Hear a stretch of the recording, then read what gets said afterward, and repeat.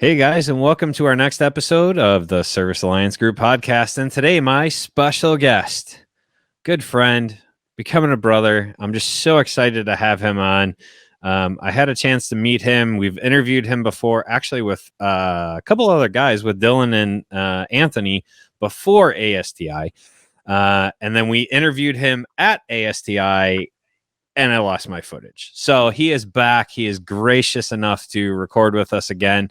I don't know where the conversation is going to go, but this is it's going to be an enjoyable conversation because I enjoy talking to my friends. So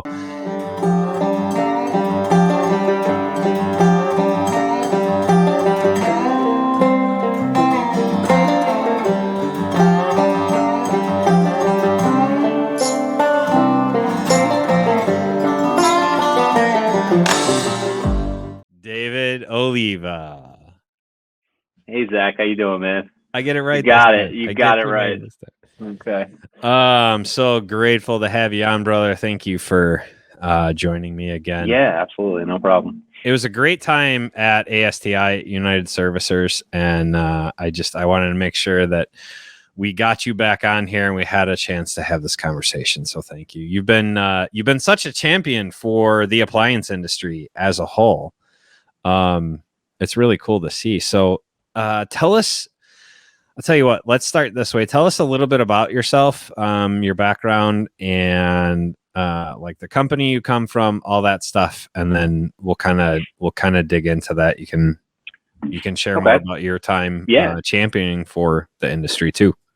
Sure. So I co-own R&D Appliance Service on Long Island, New York. We've been in business since 1963. Actually, technically earlier than that, but that's when the business officially went on the books. My father's uncle, so my great uncle, he started the business out in Queens just by himself. I think he was like 18. Just went around fixing those real, you're talking like old school washing machines from the 50s. And he built up a pretty good following. He just stayed with just him for a long time. And then my father eventually joined him in the business, and they stayed that way for a long time.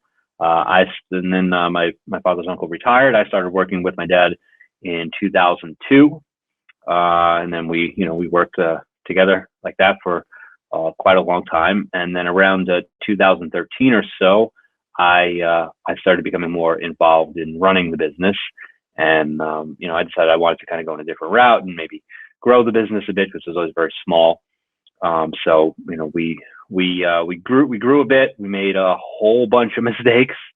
I learned a lot of information actually from United Services Association, from groups like Service Alliance that were around before that, and just a ton of good business skill from people in the industry. This industry has always been really, at least in my experience, everybody's always been very helpful, and eager to share their knowledge.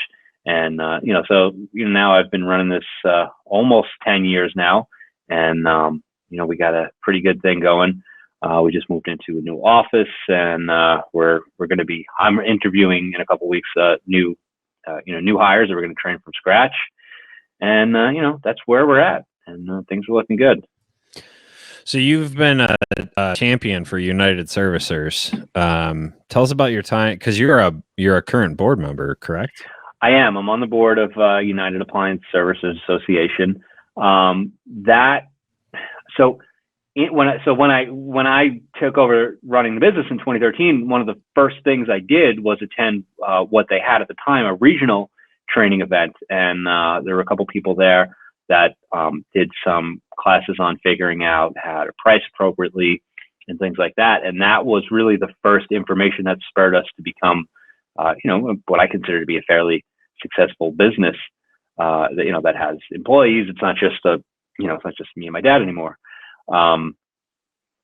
So when I had the opportunity to join the board, I said, yeah, I want to do that. I want to help, and being a member of the board is a way to help other people improve their businesses, which improves the industry as a whole, which it's not entirely selfless, because as the industry improves, that helps my business as well. And so I think it's a really good organization. And everybody, you'll meet that's a part of the organization itself and on the board, they're all just very friendly, helpful people. I think anybody who wants to, join an organization like that is probably somebody that's inclined to be helpful anyway, because otherwise, why would they be, volunteering their time to do things for other people, unless they're for sure. Yeah, so for sure. So, what was your first introduction to the regional event like? I mean, like, I know what we experienced when we went, but what was it like for you, man? Well, this was a long time ago, right? So this is almost 10 years ago now. The regional event that they had was, so I don't know if you didn't go to the San Antonio ASTI Light, right? So that was a little bit different. They used to have these regional trainings, which were very small, like maybe like 10, 20 people would attend. So they had one here locally on Long Island, and I think there was like 8 of us or 10 of us or something. And who was it? James Dolbear and Bob Doherty, I think. They were the ones giving the classes, and it was just great. I'd never in my life encountered I had no formal business training at that point. So, just like most of us, we just kind of struggle with, how do we do this? I could fix stuff, but how do you run a business? And we got that information from them for, basically nothing, with the cost of registration. And that introduction to an organization like that, which immediately and hugely improved our business, was, it's basically priceless. So I wanted to, from there, I always became a member of USA. So we've been members of USA since then. And then when I had the opportunity to join the board, I took it because I wanted to help people just like they helped me. And James he probably would have been president about then, right? He would have been the actual president. Maybe I don't remember. I know he was at one point, but yeah. I'm not sure. Time's a little blurry, right? Yeah, it was a long time ago. A lot of beers between then and now. So like, as far as that goes, like, let's talk a little bit more about that. So United Servicers is really, it's championing the industry. They're one of the associations that are really championing the industry. And so, like, what are some of the major goals? What are some of the major hurdles that, like, we're all seeing? I know we had some great threads going the other day in the Appliance Alliance Facebook group about the hurdles that the appliance industry is facing, as far as, someone mentioned, or James brought it up. Someone said to him, like, "Oh, appliance repair is going to be gone in 5 years," and a whole good thread came off of that. So that, well, I mean, it is a consideration. I don't know that statement just on its face is entirely true, but you can see certain manufacturers working towards a certain vision that they have, and it's something to consider. Definitely things that one of the good things about being a member of an organization like that is that you can sort of have your finger on the pulse of the industry and how it's shifting and what you need to do to adapt to the larger changes that you have no control over. Well, what are some of the things? I mean, it depends on the level of the business that you're at, I think, because, a one-man operation has different concerns and needs than somebody who's running a 40 truck operation or a 100 truck operation. It's just a totally different thing. So, it really depends on, on where you're at in your business. But, going to an event like that definitely helps, because they're going to have information on, all the different types of things you could do depending on where you're at. And, I like, like your group, like Service Alliance, it's great. And you just did that mentor thing, right? What do you call that? Masterminds? The masterminds. Yeah. We just, we opened up our beta mastermind for sure. Yeah, no, that's great, because that's really where you get the good stuff, where everybody just sort of gets together, and it's sort of like a peer group, or how are you? Yeah, it's very similar to a peer group. Yeah. Mm-hmm. So we didn't even know those existed when we kind of launched. No, but hey, the more resources there are for people, the better. Well, I think that's it. I think so many people just like they feel like, well, this is my area of the sandbox and you better not play in it. And I think the more collaboration we have, the better. And that's why it's so good to see the Facebook groups just really growing and thriving. And it's awesome. Well, that's an interesting point, because there seems to be two, distinct mindsets within any sort of business, or just business in general. And there's that like sort of scarcity versus abundance mindset, where some people don't want to share any information about anything ever because they're afraid that it's going to hurt them. And, it's a legitimate concern to a certain extent, but I don't think it's really beneficial, because it just, I don't know, the abundance mindset. It actually ends up hurting them in the long run, right? Right, like, exactly. That lack mindset ends up actually, it ends up being more detrimental than an abundance mindset, for sure. And the ability to share information with people and learn from other people, even within your own area. So like, we have a little group of people that get together here locally. We're all sort of in competition with each other. We have a little bit of overlap on our service areas. Some of us are even direct competitors, but we get together and, we're not necessarily, opening up our books and sharing numbers and stuff, but, we'll discuss things, issues that we have and ways to figure things out. And that helps everybody, even people who you're in direct competition with. And I got to say, it's only been helpful to me. It's never been harmful. And, sharing that information and helping, it's only been good for me and my business. So I think my personal opinion is that's the way to approach those things. Yeah. And I think that was my biggest takeaway from ASTI this year, was that so many people were just so willing to share, right? The classes, what classes I did end up getting to go to were great, but even sitting at the table at breakfast or lunch or whatever, like it was just the information was flowing, right? The conversations were flowing. And it was just, I don't know, it's like a family, right? You get all these people together, we're all dealing with the same crap, whether we admit it or not. Yeah. And, on a personal level, it's just nice. I mean, I've made some really good, close friends through events like that I see on a regular basis, even though they're all around the country, and that all came from events like that, and, meeting people like that. So, and that's just totally outside of business, just friends. Yeah.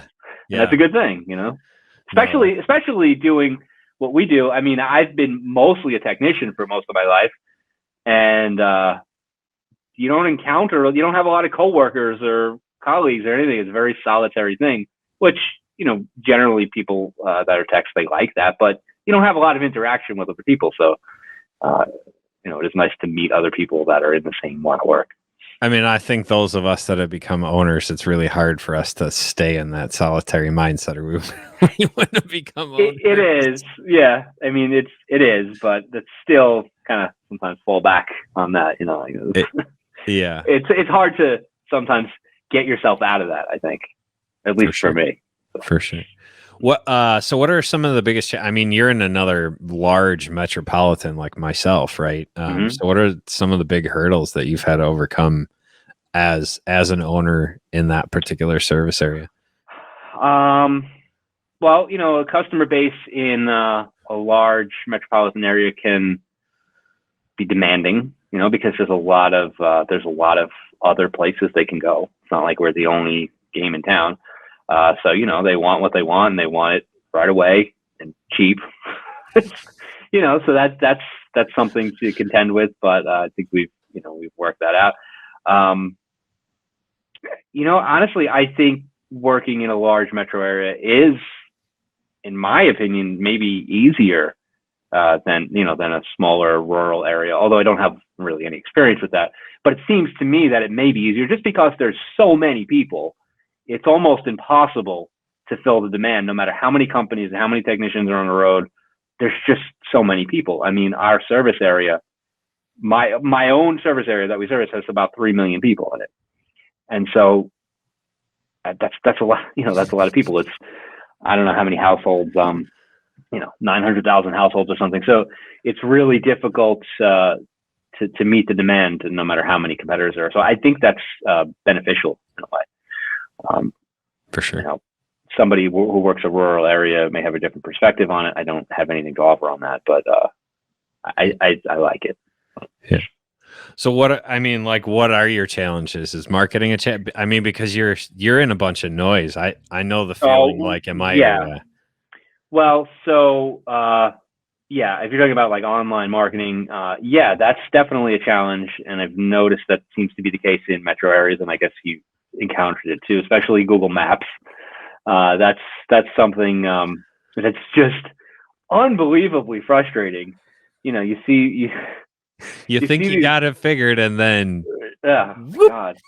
Yeah, and you get these literally hundreds and hundreds of listings that are not real companies, and I don't know exactly what's going on there, but it's definitely frustrating and sometimes infuriating, and I have no problem with competition at all. Like I said, I'm friends with our competitors, but I'm not sure what's going on with those things. But it's definitely something that we have to contend with, and trying to deal with Google is just almost impossible, just because they're Google, I mean, post-pandemic, like it's gotten worse. At least before you had maybe a small chance that you could get someone on the phone. Now, yep, forget about it. And the AI is like, nope, I don't care. It doesn't matter. Well, we actually moved our office, and we've been trying to re-verify for the new address now for a few weeks, and we're just not getting the verification postcard. We have like I forget the term now. There's some sort of a request in for help with that, support ticket or whatever. Yeah. Yeah. Right. Yeah. And they just don't care. No. So, it doesn't seem that way. No, and I mean that's not specific to our area, but the extraordinary number of listings that don't seem to be real businesses. I think that's something that seems to only happen in large metro areas. Yeah, I would say the lead gen and the real just BS listings. Yeah. And as much of a headache as we have trying to get verified in the large metro area, how are these people getting verified? Yeah. I had a conversation with somebody who knows a bit about that at SD, and it was really interesting. Not something I'm going to go into here, but it was some kind of shady things that go on. Yeah. Yeah.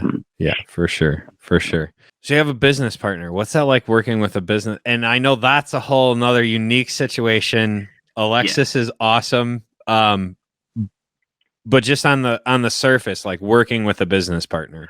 I've always heard, working with a business partner is just an impossible thing. And I guess that can be true, depending on who your partner is. And, and actually my father is also, a partner in a business, but he's semi-retired at this point. So Alexis and I do the bulk of, what needs to be done. I think it's a good thing. I think it's a good thing to have somebody who understands the business, that you can, at that depth and at that granular level, that you can, really just bounce ideas off of and have a good in-depth conversation with, with feedback that is informed, and I think it's very helpful for me to be able to just have a discussion about things with somebody that's, number one, invested in the outcome of the decisions we make, and who also understands the business at a level that, an employee or say, a friend or somebody in a different business may not understand. So, there are challenges dealing with a business partner, but overall, I think it's a positive. Yeah, absolutely. For sure. Yeah. For sure. Yeah, it's awesome. It's someone to share that load with. It's someone that, it's not all on you, right. You have that immediate interactive, you're part of it. Somebody you can say, look, I can't do any more things today. Can you do this other thing? That's good. Yeah. That's awesome, man. That's awesome. So what's it like? What type of things are you servicing? Because so many guys are like, I'm only doing this, or I'm specializing in this, or I don't care, I'm doing everything. Well, I mean, we service most things in general. We focus on higher end products. You know, we have a lot of contracts with some of the higher end manufacturers. In fact, we're working on a couple of new ones, but that's our focus. I think that's ultimately where the future of the business may be going to a certain extent. So that's where we like to do. But yeah, well, we take on anything. In fact, today I was out in the field today. I had a old KitchenAid KDI 21A dishwasher. I'm not sure if you even know what that is. It's like 88 or 89 or something. It's old. Yeah. And I can't believe that thing's still rolling. Yeah, no, I fixed it once before. It just needed that little door actuator. This time it was a bad timer, so they were out of luck. But yeah, so we do that. In fact, I think one of the benefits to being in business for so long, and me personally having 20 years experience as a tech, is we can service some of that, that newer companies or techs that don't have that experience don't know how to service and don't even want to attempt. So we do actually get a lot of calls for older products. In fact, I did recently a Magic Chef range, and I think it was from the 50s. All totally mechanical, and there was nothing wrong with it. It was just clogged. That's awesome. So it's interesting getting that from the newest, most high tech stuff that we service all the time. To occasionally getting calls on stuff from the 50s. It's an interesting mix, but I think that niche sort of on both ends is a good place to be. Yeah, well, and you're in such an old city and a metro nonetheless, right? Like it's just there's so many options. That's an interesting point. I guess maybe a city like Phoenix, there just isn't anything there from the 50s. It just doesn't, because there was nothing there in the 50s. So here in New York or in Chicago, it's hundreds of years, so that you can counter some old stuff. I mean, we've had customers that have refrigerators in their house from the 30s. That's wild. We didn't service it, but they have them, and they're so. That's really cool. Yeah, that's really cool.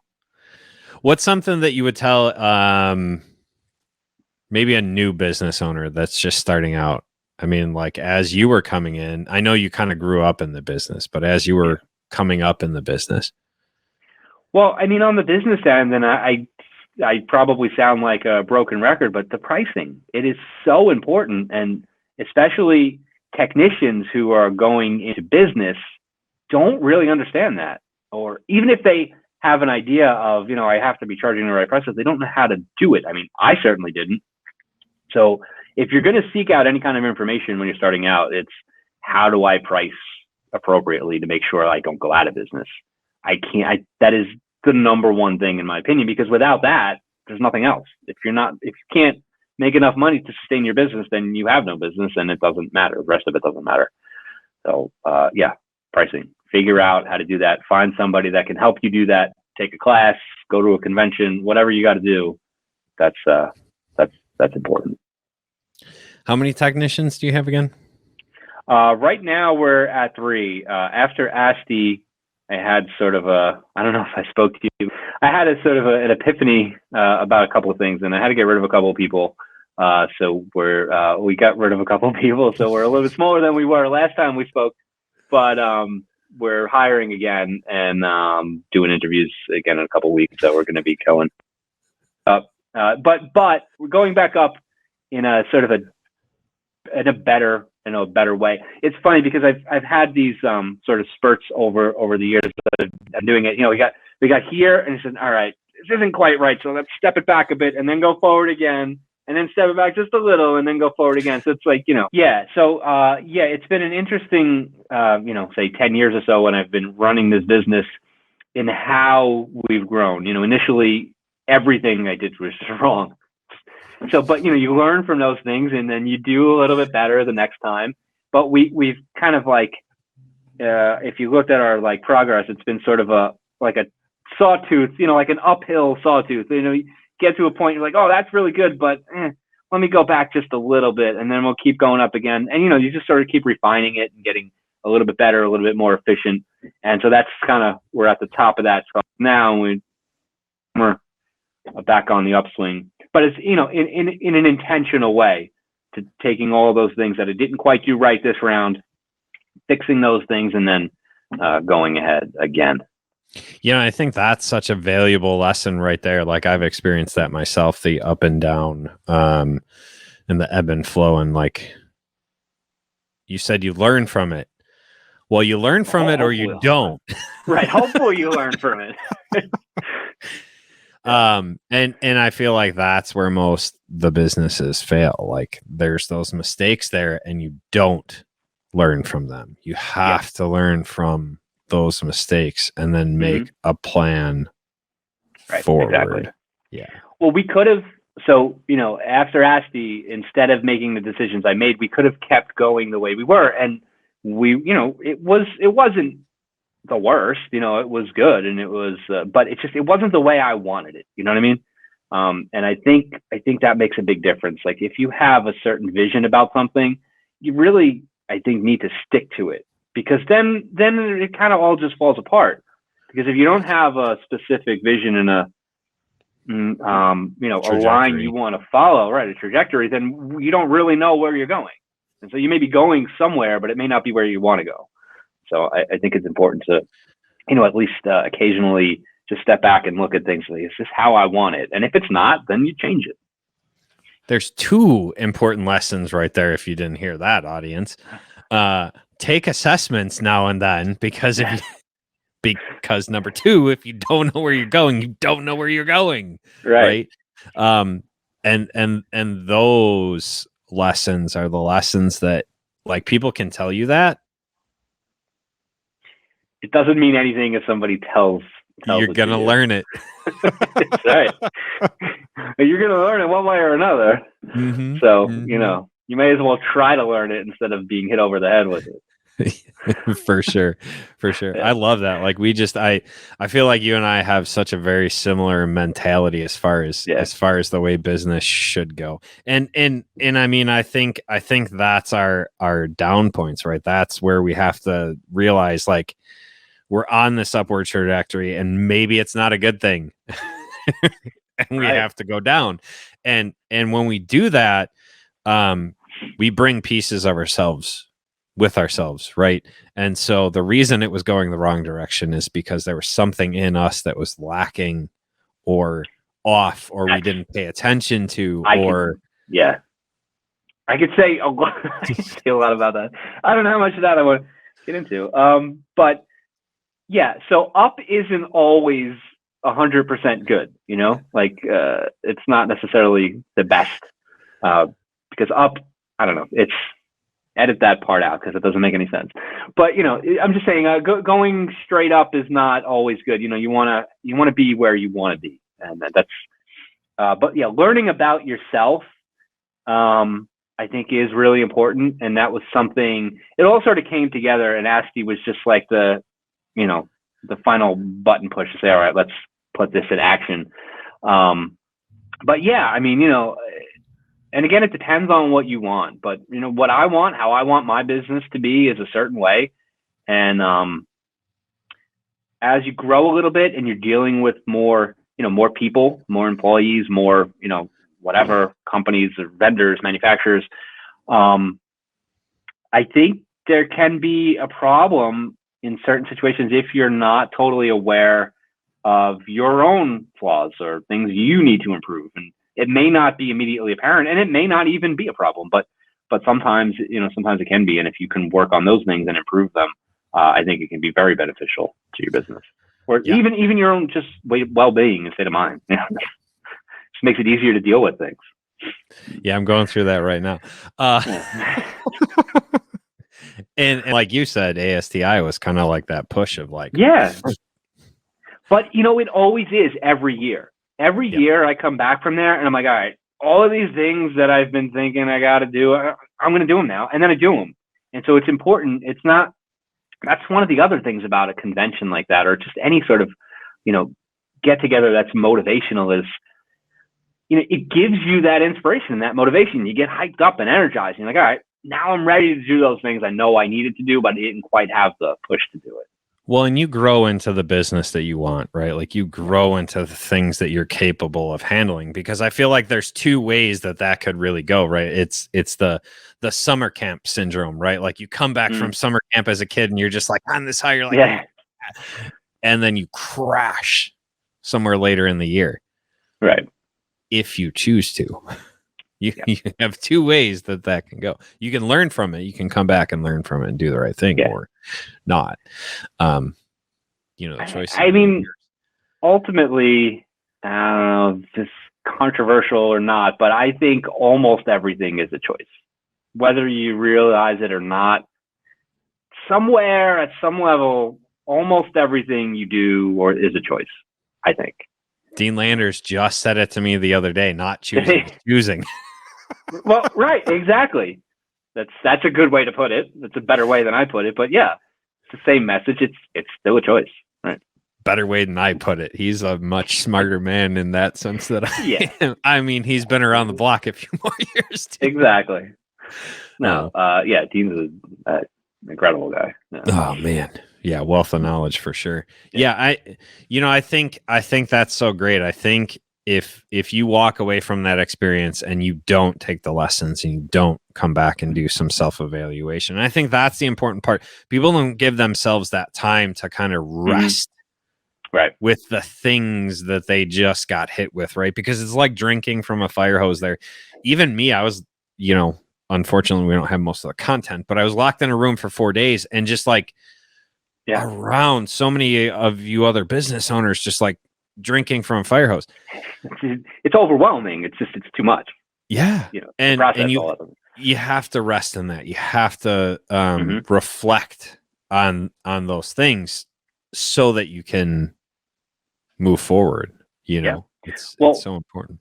In fact, the entire month of January, intentionally, I did almost no service calls. I was just completely off the road. I really didn't go in the office. I said, it was probably in like September or something. I said, all right, in January, I just need to take a minute and just think, just to think without the stress of, the day-to-day, minute-to-minute things that you need to do every day.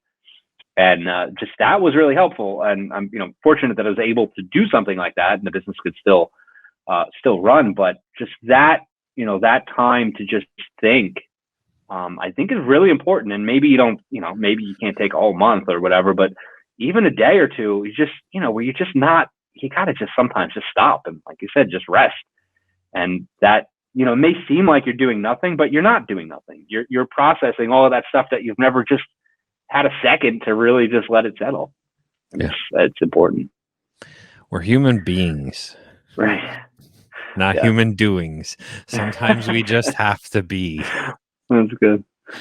So.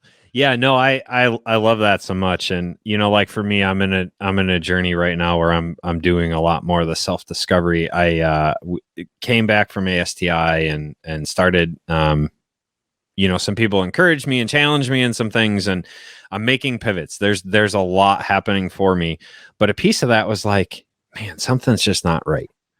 Like I just took that moment to rest. I'm like, I don't know. So I jumped back on my health program now. It's like, okay, there we go. We're heading the right direction. And right as I was beginning that, I'm like, yeah, my thoughts are like, it's clouded. Something's clouded in me. So I reached out to a coach of mine that, they coach mindset, habit finder coach. I've shared about him a couple times in the group, but, and so I'm having a conversation, with a coach and, like just realizing all the stuff that's built up, like you were saying, like all this day to day just builds up. And you have to either, I think there's two pieces to it. And I think no matter where you are, so like ASTI can do that for one piece of you, right? You said that earlier, like for the business side, like that is great. You are getting around mentors, you're getting around peers, you're getting around people that can help elevate you and help challenge you and help draw your thinking in the direction that you're trying to go, right? You're trying to set this trajectory. But you also need that other piece of internal reflection, like you said, like your own journey. You are where you are, whether you like it or not. Right. And your business reflects that. I mean, let's talk about that for a little bit. I'm not expecting you to dive like super deep into that, but I feel like so many business owners gloss over this, that if you are in a bad place, your business will be in a bad place, or can be in a bad place if you don't have some systems in place. So, I mean, what's been your experience with that? Well, I mean, for me, let's see.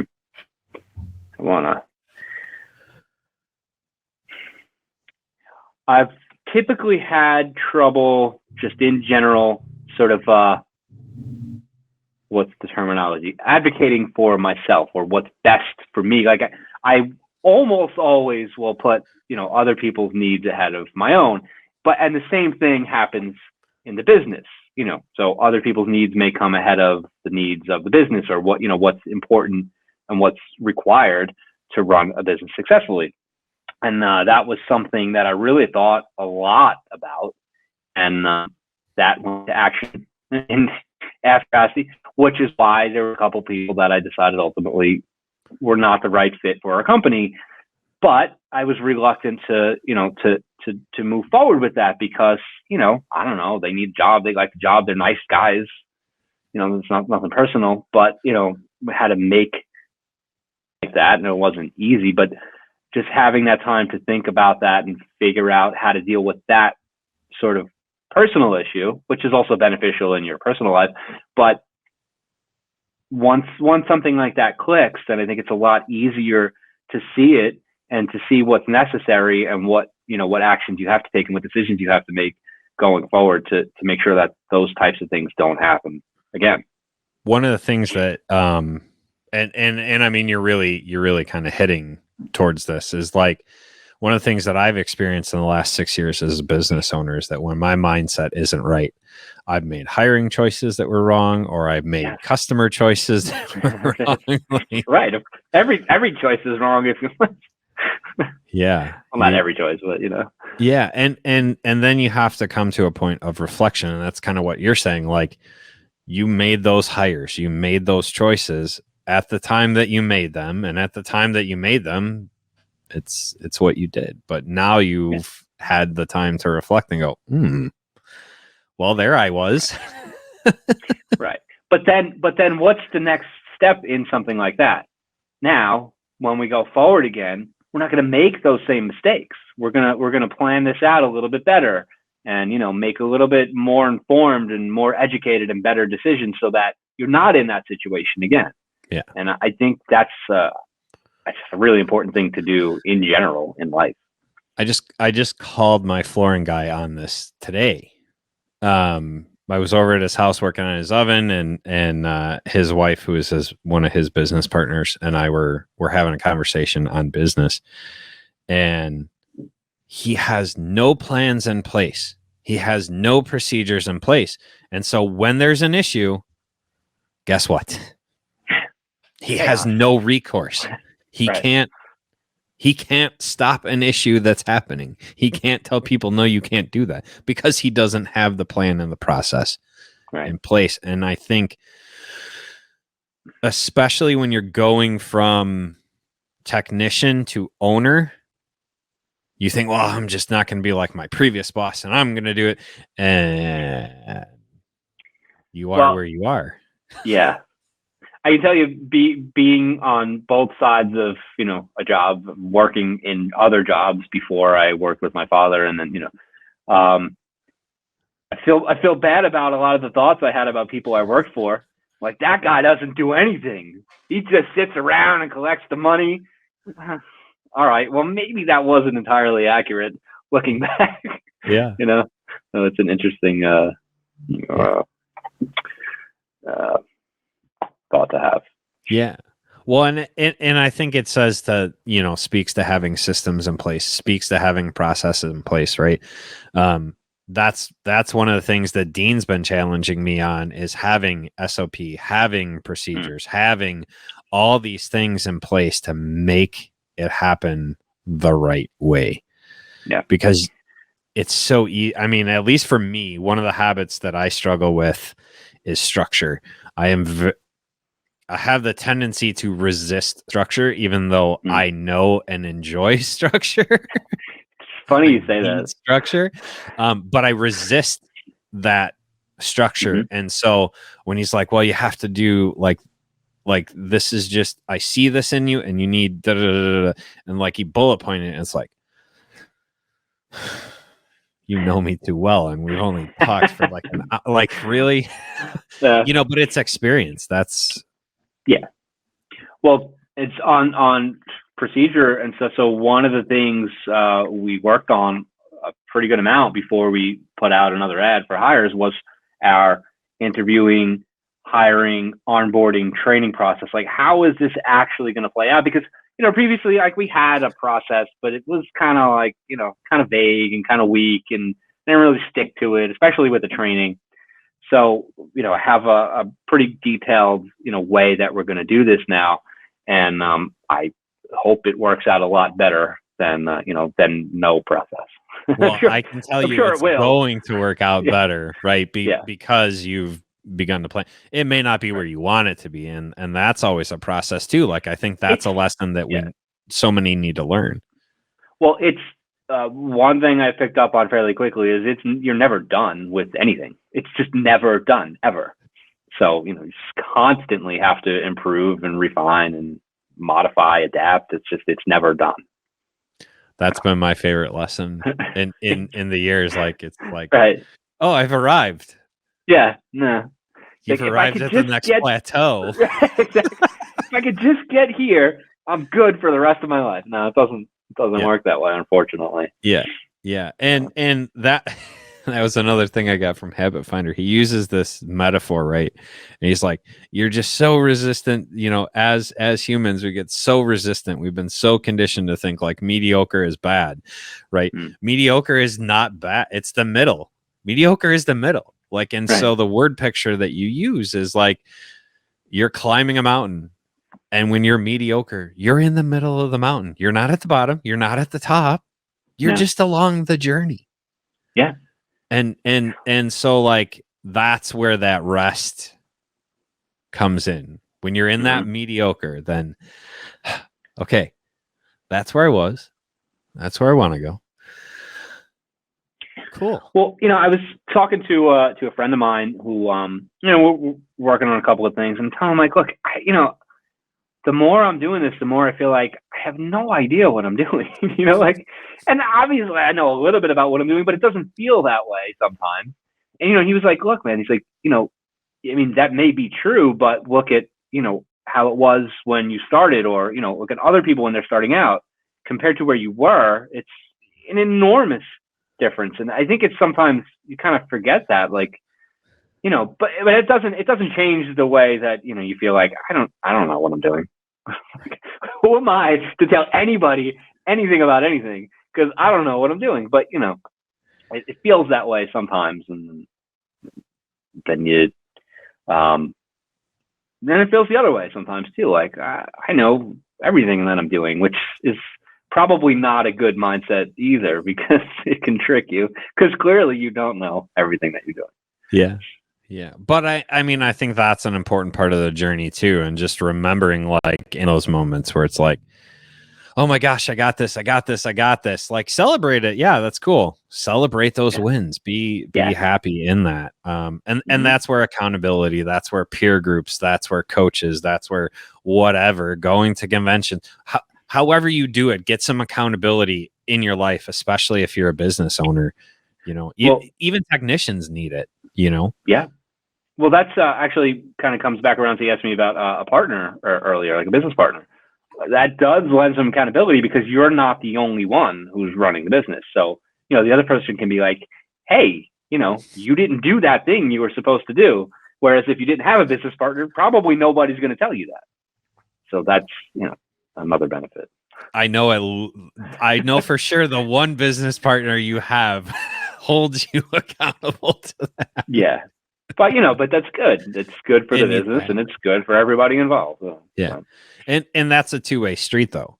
I mean, because in my conversation with Alexis, she had brought up, like, there was times where, customers will approach her and they're like, well, I need to talk to an owner with, more authority than you. And you guys were able to say to her, like, you're an owner. Right. Own it. Yeah. You have just as much as we do. Yeah. You are an owner. Exactly. And so I think that balance is so important, so critical. It's cool to hear, it's cool to hear your story there for sure. Yeah. There's a lot to that, but we'll chat more sometime. Stuff. Yeah, we'll chat more sometime. I know you're on YouTube. Yeah, we'll chat more in person. We'll decide what we can talk about on YouTube. Right. But I feel like you have so many valuable business lessons for the mass to hear. I hope so. I think these type of conversations are so necessary. I think, especially business owners, we kind of feel alone. I know I did. I mean, up until I met JT and Dan through House All Pro, like I knew one business owner in my town. Everyone else was like fly by night, or like you just didn't know them. You don't see them at the parts house here or whatever. Well, even if you're not associating with other, say, people in the same business as you, just your personal friend group, there may not be anybody that owns their own business within your personal group of friends. So it's difficult for somebody who's not a business owner 25 years, and they really have no idea what you're talking about if you want to talk about stuff like that. So just other business owners, even in other industries, it's enormously helpful to be able to talk to people, for sure. That's why my flooring guy and I get along so well, because we're both business owners and we're both in the crap, and we tend to deal with some of the same customers, and like that. It's having that accountability or having that person to vent to, and it's always nice when you're on the uphill and they're on the downhill. You can kind of encourage them along, and then when you're on the downhill, they can kind of lift you up into the uphill. Yeah.